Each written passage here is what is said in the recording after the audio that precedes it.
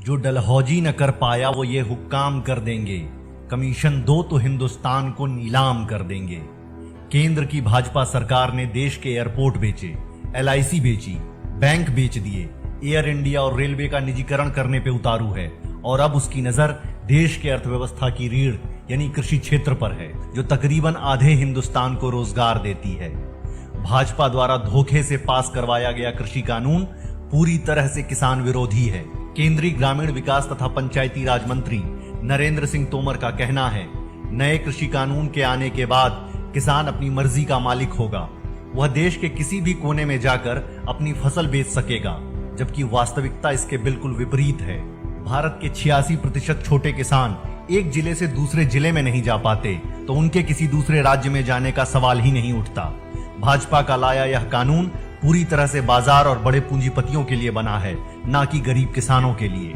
केंद्र की भाजपा सरकार का दूसरा दावा है कि नए कृषि कानून के लागू होने के बाद भी MSP यानी फसल के न्यूनतम समर्थन मूल्य का प्रावधान रहेगा, जबकि कानून में लिखित रूप से इसका कहीं भी जिक्र नहीं है। इसलिए देश के अलग अलग कोनों में किसान आंदोलन के लिए उठ खड़े हुए हैं। अगर भाजपा सरकार की मंशा में खोट नहीं है तो MSP का प्रावधान लिखित रूप से विधेयक में क्यों नहीं डाला गया। भाजपा सरकार का तीसरा दावा है, इस कृषि कानून के लागू होते ही किसान नई तकनीक से जुड़ पाएंगे। 5 एकड़ से कम जमीन वाले किसानों को कॉन्ट्रैक्टर से फायदा मिलेगा, जबकि सच्चाई यह है कि इस प्रावधान से किसान अपनी ही जमीन पर मजदूर हो जाएगा।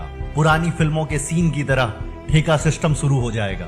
खेती तब भी किसान ही करेगा, मगर माल कोई मोटा पूंजीपति ले जाएगा। चौथी और सबसे अहम बात, आवश्यक वस्तु संशोधन कानून के आने के बाद कालाबाजारी और जमाखोरी को वैधता मिल जाएगी, जिससे महंगाई बढ़ेगी। सामानों के दाम पूंजीपतियों के नियंत्रण में आ जाएंगे। पंजाब में अडानी का एक गोदाम बनना शुरू भी हो चुका है, 2 अन्य का उद्घाटन किया गया है। पंजाब में इस तरह के कुल 18 गोदाम शुरू किए जा चुके हैं। इसी तरह उत्तर प्रदेश तथा अन्य राज्यों में भी होगा।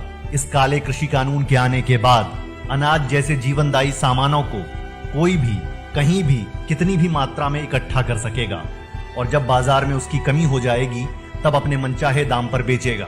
भाजपा की केंद्र सरकार कह रही है, आजादी के बाद किसानों को किसानी में एक नई आजादी मिलने वाली है, मगर किसान जानता है सरकार उसे वापस मुनाफाखोर कंपनी के गुलामी में धकेलने जा रही है। इसलिए आम आदमी पार्टी द्वारा भाजपा के लाए कृषि कानून को काला कानून बताया जा रहा है। आम आदमी पार्टी के कार्यकर्ता संसद से सड़क तक इस काले कानून के विरोध में उतर आए हैं और बन गए हैं किसानों की आवाज।